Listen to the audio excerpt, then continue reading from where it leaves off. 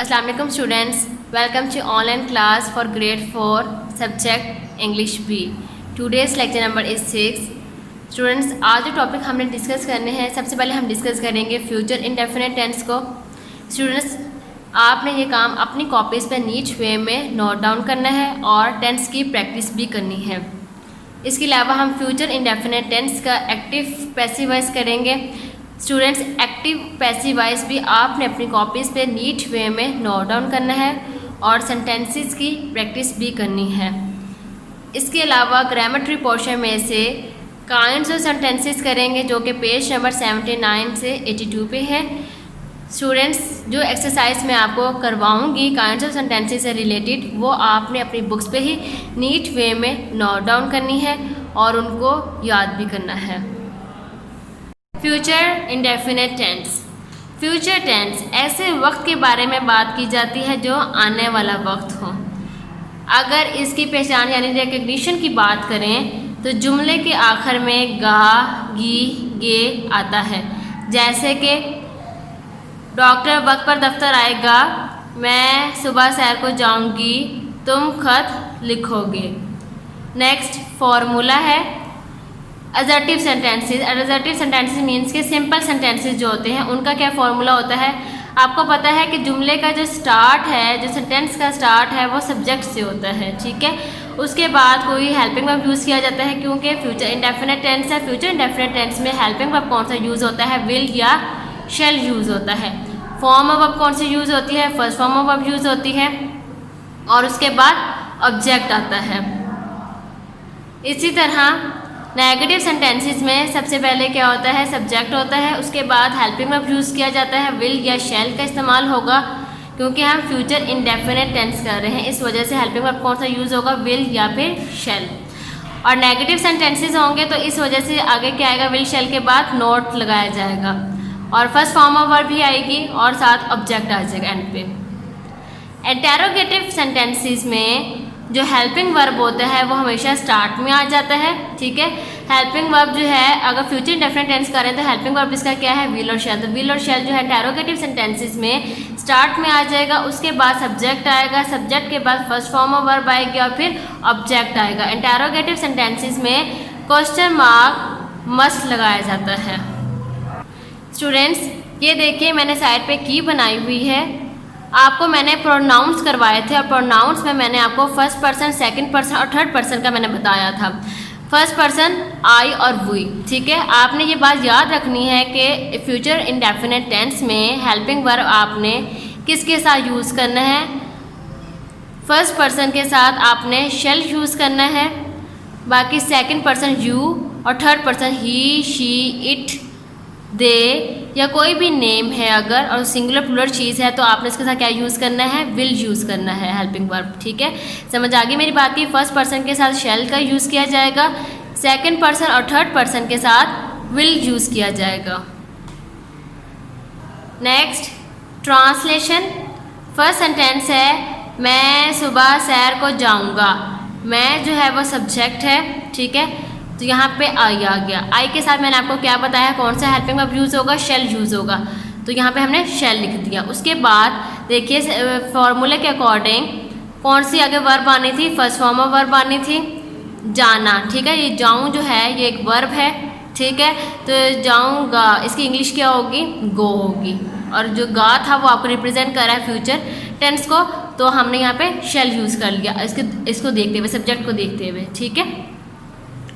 आई shall गो, कहाँ जाना था, सैर के लिए जाना था। I shall go for a walk in the morning, सुबह के टाइम, ठीक है।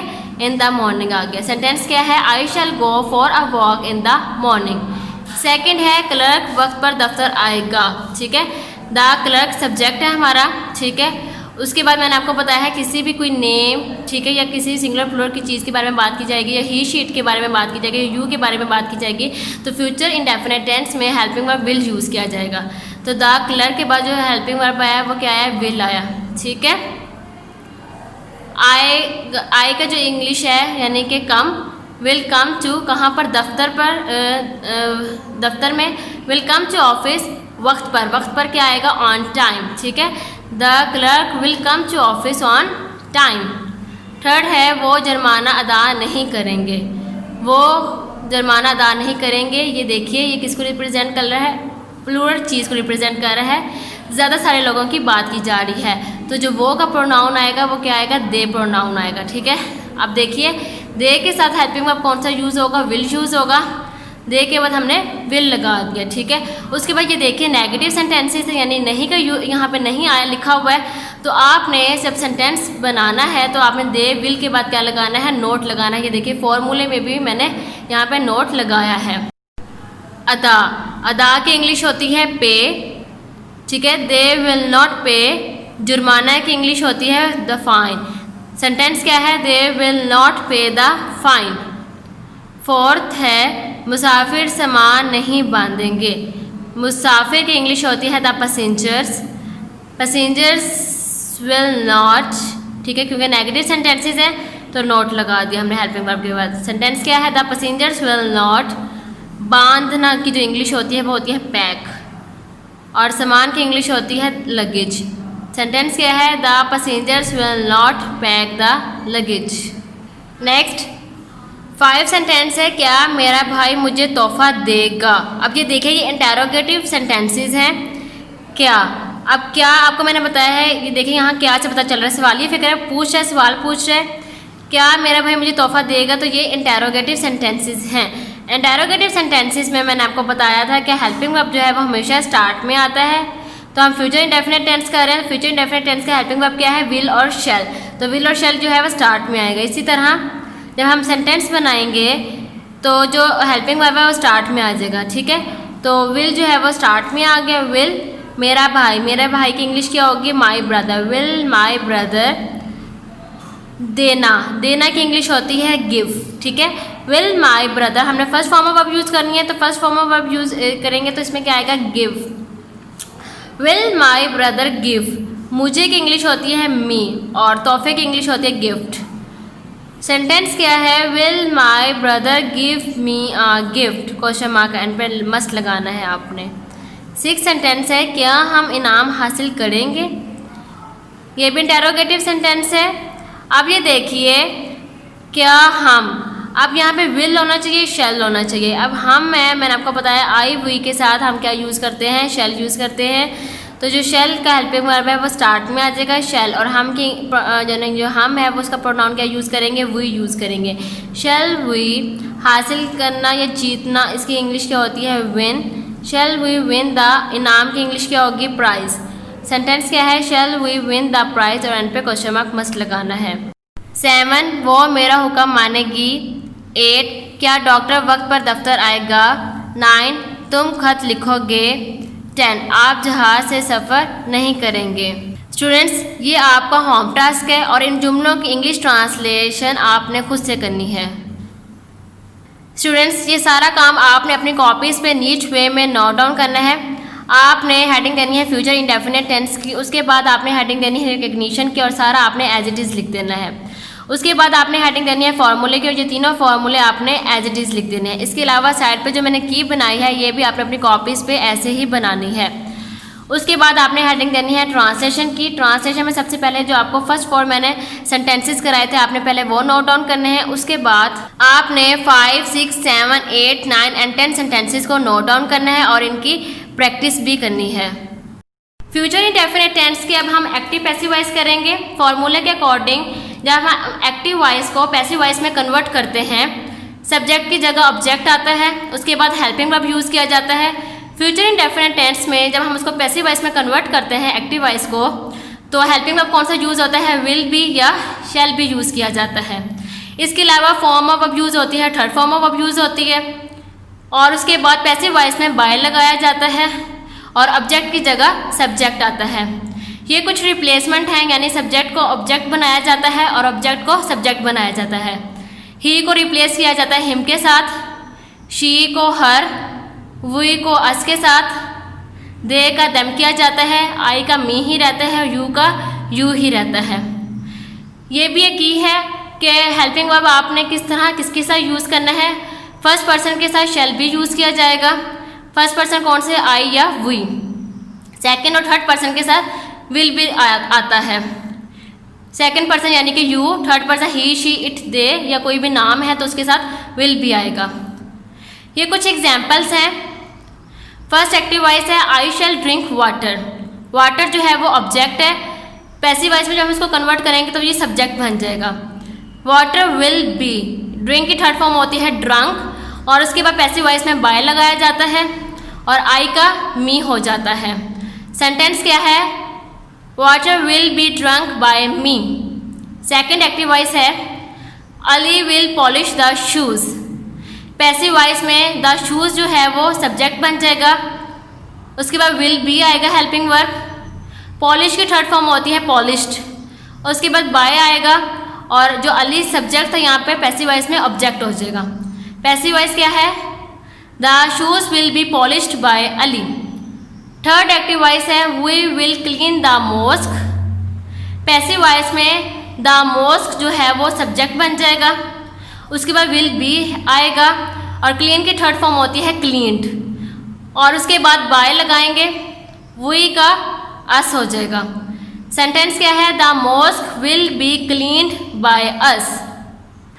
फोर एक्टिव वॉइस है she will celebrate her success. Passive voice में सक्सेस जो है वो सब्जेक्ट बन जाएगा, उसके बाद विल बी लगाएंगे। सेलिब्रेट की थर्ड फॉर्म होती है सेलिब्रेटेड, उसके बाद बाय आएगा और शी का हर हो जाएगा। पैसिव वॉइस क्या है इसका? Success will be celebrated by her. Five active voice है ही विल ओबे माई ऑर्डर। पैसिव वॉइस में माई ऑर्डर जो है वो सब्जेक्ट बन जाएगा, उसके बाद विल बी आएगा। ओबे की थर्ड फॉर्म होती है ओबेड, उसके बाद बाय लगाएंगे और ही को रिप्लेस करेंगे किसके साथ? हिम के साथ। एक्टिव वॉइस 6 है you will help the poor. Passive voice क्या होगा? द पुअर जो है वो सब्जेक्ट बन जाएगा, उसके बाद विल बी आएगा। हेल्प की थर्ड फॉर्म होती है हेल्प्ड, उसके बाद बाय लगाएंगे और यू का है वो यू ही रहता है, ठीक है। पैसिव वॉइस क्या है? The poor will be helped bye you. Students, ये सारा काम आपने अपनी कॉपीज़ पे नीट वे में नोट डाउन करना है।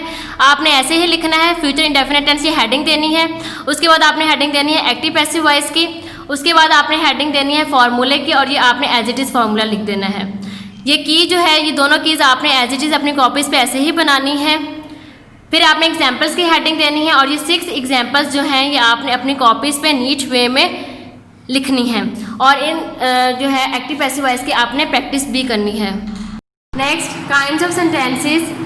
किसी भी सेंटेंस में सब्जेक्ट और वर्ब का होना बहुत ज़रूरी होते हैं। समटाइम्स सेंटेंस में ऑब्जेक्ट मौजूद होता भी और समटाइम्स ऑब्जेक्ट नहीं मौजूद होता। अगर सेंटेंस में ऑब्जेक्ट मौजूद नहीं है तो फिर भी सेंटेंस में जो बात की जा रही होती है वो बात क्लियर हो जाती है, यानी समझ में आ जाती है। अगर किसी भी सेंटेंस में सब्जेक्ट या वर्ब मौजूद नहीं है तो इट मीन्स कि वो सेंटेंस ही नहीं है। अब हम डिस्कस करेंगे इसकी 4 मेन काइंड्स को। फर्स्ट है डिक्लेरेटिव या असर्टिव सेंटेंस। डिक्लेरेटिव या असर्टिव सेंटेंस कौन से होते हैं? से, इन्फॉर्म, टेल, यानी किसी को हम बताते हैं, कहते हैं, बोलते हैं या समझाते हैं। ऐसे सेंटेंस को हम डिक्लेरेटिव या असर्टिव सेंटेंस कहते हैं। नेक्स्ट है इंटेरोगेटिव सेंटेंस। इंटेरोगेटिव सेंटेंस इसमें हम सवाल पूछते हैं, कई बार हम बताते नहीं हैं, पूछ लेते हैं यानी आस्क करते हैं, तो ऐसे सेंटेंसेस को हम इंटेरोगेटिव सेंटेंस कहते हैं और इंटेरोगेटिव सेंटेंस के आखिर में क्वेश्चन मार्क का साइन आता है। नेक्स्ट है इम्पेरेटिव सेंटेंस। इम्पेरेटिव सेंटेंस कई बार बताना या पूछना नहीं होता, कई बार हम किसी को ऑर्डर देते हैं, रिक्वेस्ट की जाती है, किसी से कमांड दी जा सकती है, सजेस्ट की जाती है या नसीहत की जाती है, तो ऐसे सेंटेंसेस को हम इम्पेरेटिव सेंटेंस कहते हैं। नेक्स्ट है एक्सक्लेमेटरी सेंटेंस। ऐसे सेंटेंसेस जिसमें हमारे एक्सप्रेस किया जाए फीलिंग्स को और इमोशंस को, ऐसे सेंटेंसेस को हम एक्सक्लेमेटरी सेंटेंस कहते हैं और इनकी सेंटेंसेस के एंड पे एक्सक्लेमेशन मार्क आता है, यानी ये वाला मार्क आता है, एक्सक्लेमेशन मार्क। पेज नंबर 79 में ये कुछ एग्जाम्पल्स हैं। फर्स्ट है डिक्लेरेटिव और असर्टिव सेंटेंस। ये देखिए एग्जाम्पल है इसकी, जॉन हैज़ अ बाईसाइकिल। ठीक है, उसने बताया है कि जॉन के पास बाईसाइकिल है। इसी तरह सेकंड देखिए, ही इज़ स्लीपिंग नाउ, वो अभी सो रहा है। ये देखिए इस सेंटेंस में भी वो उसने बताया है कि वो अभी सो रहा है। सेकंड क्या है, इंटेरोगेटिव सेंटेंस। अब सेकंड की एग्जांपल देखिए इंटेरोगेटिव सेंटेंसेस की, यानी कि does John have a bicycle. अब उसने इसमें सवाल पूछा है यानी आस्क किया है, क्या जॉन के पास बाइसाइकिल है। और एंड पे मैंने आपको क्या बताया कि इंटेरोगेटिव सेंटेंसेस के एंड पे क्वेश्चन मार्क मस्ट आता है। सेकंड एग्जांपल देखिए, इज ही स्लीपिंग नाउ। इसमें भी उसने सवाल पूछा है, क्या वो अभी सो रहा है। एंड पे क्या आ गया, क्वेश्चन मार्क आ गया। थर्ड है एम्पैरेटिव सेंटेंस। एम्पैरेटिव सेंटेंसेस ऐसे सेंटेंसेस होते हैं जिनमें ऑर्डर दिया जा सकता है, रिक्वेस्ट की जा सकती है, इंट्यूटिव वाले सेंटेंसेस हो सकते हैं, सजेशन की जा सकती है या फिर कमांड दी जा सकती है। For example keep quiet, order दिया गया है। God have mercy on us, intuitive वाला सेंटेंस है। Please give me a pen, request की गई है। Let me help you, suggestion की गई है। नेक्स्ट 4 है एक्सक्लेमेटरी सेंटेंस। एक्सक्लेमेटरी सेंटेंस जो होते हैं हम एक्सप्रेस करते हैं हमारी फीलिंग्स को और इमोशंस को। For example how sweet this mango is, ठीक है, ये एक्सक्लेमेटरी सेंटेंस का एग्जांपल है। What a beautiful painting this is, how difficult this poem is, what an exciting story this. Now page number 81 part A, identify what kind of sentence each of the following is, then in a tabular form separate the subject from the predicate. कुछ sentences आपको दे दिए गए हैं, इन sentences की आपने kind बतानी है कि ये कौन से काइंड है, और इसके अलावा आपने सब्जेक्ट और प्रेडिकेट को सेपरेट भी करना है। फर्स्ट सेंटेंस है time is up, stop writing now. Time is up जो है वो इम्पेरेटिव सेंटेंस है, stop writing now declarative sentence है। इसके अलावा स्टूडेंट्स आपने सब्जेक्ट और प्रेडिकेट को अलग अलग करना है। एस रिप्रेजेंट कर रहा है सब्जेक्ट को और पी रिप्रेजेंट कर रहा है प्रेडिकेट को। सब्जेक्ट वो होता है जो मेन रोल प्ले कर रहा होता है, यानी जो काम कर रहा होता है उसको हम वो सब्जेक्ट कहलाता है, यानी हम उसको सब्जेक्ट कहते हैं। इसके अलावा जो बाकी पूरा सेंटेंस होगा वो आपका प्रेडिकेट कहलाएगा। फर्स्ट सेंटेंस है टाइम इज़ अप, टाइम जो है वो सब्जेक्ट है, is up predicate. Second part जो है स्टॉप राइटिंग नाउ, ये सारा प्रेडिकेट है। 2 है why were you absent yesterday. अब ये देखिए इसमें उसने क्वेश्चन पूछा यानी आस्क किया है, तो ये इंटेरोगेटिव सेंटेंस है। यू जो है वो सब्जेक्ट है और इसके अलावा बाकी सारा सेंटेंस प्रेडिकेट है। Third a friend in need is a friend in deed, declarative sentence है और फ्रेंड इन नीड जो है वो सब्जेक्ट है और बाकी सारा प्रेडिकेट है। 4 may you live long, imperative sentence है। यू जो है वो सब्जेक्ट है और मे लिव लॉन्ग जो है यानी कि जो बाकी सारा सेंटेंस है वो प्रेडिकेट है। 5 a man sailed all alone in a boat from England to America, declarative sentence है। अ मैन जो है वो सब्जेक्ट है और बाकी सारा सेंटेंस प्रेडिकेट है। 6 where are you coming from, interrogative sentence है। यू जो है वो सब्जेक्ट है, बाकी सारा सेंटेंस प्रेडिकेट है। 7 what a victory it was for the junior cricket team, exclamative sentence है या एक्सक्लेमेटरी सेंटेंस भी आप इसको कह सकते हैं। इट जो है वो सब्जेक्ट है, बाकी सारा सेंटेंस प्रेडिकेट है। 8 come one come all, imperative sentence है। वन और ऑल सब्जेक्ट है, बाकी सारा सेंटेंस प्रेडिकेट है, यानी जो कम है वो प्रेडिकेट है। 9 don't ever go into that forest alone, imperative sentence है। अब ये देखिए इसमें जो मेन रोल प्ले कर रहा है उसको मेंशन नहीं किया गया, यानी सब्जेक्ट मेंशन नहीं है। अगर यहाँ पे प्रोनाउन होता है यू, ठीक है, तो वो आपका सब्जेक्ट होना, तो अब ये जो सेंटेंस है ये सारा प्रेडिकेट है। 10 मे your journey be safe and enjoyable, imperative sentence है। योर जर्नी सब्जेक्ट है, बाकी सारा सेंटेंस प्रेडिकेट है। 11 let him come in and sit down, imperative sentence है। इसमें भी सब्जेक्ट नहीं है। अगर यहाँ पे यू होता यानी जो प्रोनाउन यू होता तो वो सब्जेक्ट था, अब जो सारा सेंटेंस है वो प्रेडिकेट है सारा। 12 stop you must not go any further, imperative sentence है। यू जो है वो सब्जेक्ट है, बाकी सारा सेंटेंस प्रेडिकेट है। 13 what a surprise you gave us last night, exclamative sentence है। यू जो है वो सब्जेक्ट और बाकी सारा सेंटेंस प्रेडिकेट है। 14. How terrible was the earthquake last night? Exclamative sentence है। द अर्थक्वेक जो है वो सब्जेक्ट है और बाकी सारा सेंटेंस प्रेडिकेट है। 15. Please take your seats immediately, the concert will begin soon. Imperative sentence भी हो सकता है और ये डिक्लेरेटिव सेंटेंस भी हो सकता है। ये देखिए इस सेंटेंस में दो पार्ट्स हैं। Please take your seats immediately, ये वाला जो पार्ट है, जो ये हिस्सा है, ये इम्पेरेटिव सेंटेंस है। द कंसर्ट विल बिगन सून, ये डिक्लेरेटिव सेंटेंस है। ठीक है, अब हमने इसमें सब्जेक्ट बताना है। इसमें सब्जेक्ट नहीं, अगर यहाँ पे यू मेंशन होता, ठीक है, कोई प्रोनाउन मेंशन होता है, वो सब्जेक्ट कहलाता हमारा। अब जो ये सारा सेंटेंस है ये प्रेडिकेट है। इसके अलावा जो सेकंड पार्ट है द कंसर्ट, ये हमारा सब्जेक्ट है और बाकी सारा जो सेंटेंस है वो प्रेडिकेट है।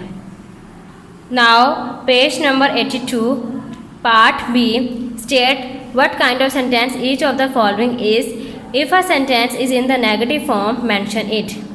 इसमें भी आपने सेंटेंस बताना है कि कौन सी काइंड है सेंटेंस की, और साथ अगर किसी सेंटेंस में नेगेटिव फॉर्म है यानी नोट लगाया गया है तो आपने उस सेंटेंस के साथ जब उसकी काइंड मेंशन करेंगे तो साथ आप ये भी मेंशन करेंगे कि ये नेगेटिव फॉर्म है।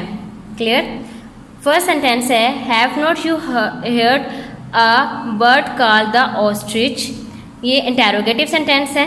ठीक है, और ये यहाँ पर ये देखिए हैव नोट लिखा हुआ था तो इसलिए ये नेगेटिव फॉर्म है और आपने साथ इंटेरोगेटिव के साथ नेगेटिव ब्रैकेट में मेंशन भी करना है।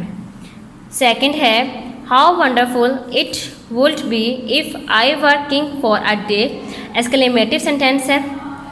Third tell me the name of one red flower. Imperative sentence है। 4 there are 7 days in a week. Declarative sentence है। 5 don't you remember what you did last Sunday. Interrogative sentence है और ये देखिए डू नोट, यानी not आ गया तो ये नेगेटिव फॉर्म है और आप साथ यहाँ पे मेंशन करेंगे negative form. 6 Usama did not speak to the man at all. Declarative sentence है और ये देखिए डिड नॉट, नोट आ गया तो ये भी नेगेटिव सेंटेंस यानी नेगेटिव फॉर्म आपने यहाँ पे मेंशन करना है। 7 please send this message to my brother immediately. Imperative sentence है। 8 let us all be friends and good neighbors। imperative sentence है।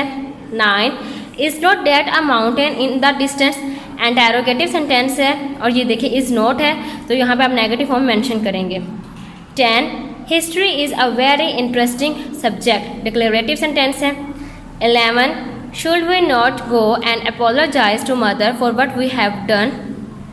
interrogative sentence है और ये देखिए नोट मेंशन आया हुआ है तो ये नेगेटिव फॉर्म है, यहाँ पे मेंशन करेंगे सेंटेंस में नेगेटिव फॉर्म है। 12 don't ever believe a word of what he says. Imperative sentence है। डू नॉट है यानी नोट आ गया तो यहाँ पे भी आप नेगेटिव फॉर्म मेंशन करेंगे। 13 what a terrible accident that was. Exclamative sentence है। 14 can you read what is written on the black board. Interrogative sentence है। 15 come and sit on the front bench then। imperative sentence है। Students part A and part B आपने अपनी books पे NEET वे में note down करना है। इसके अलावा आपने इन सेंटेंसेस की अच्छे से पहचान करनी है कि कौन सी काइंड है इस सेंटेंस की, और एक्सरसाइजेस को आपने अच्छे से याद भी करना है।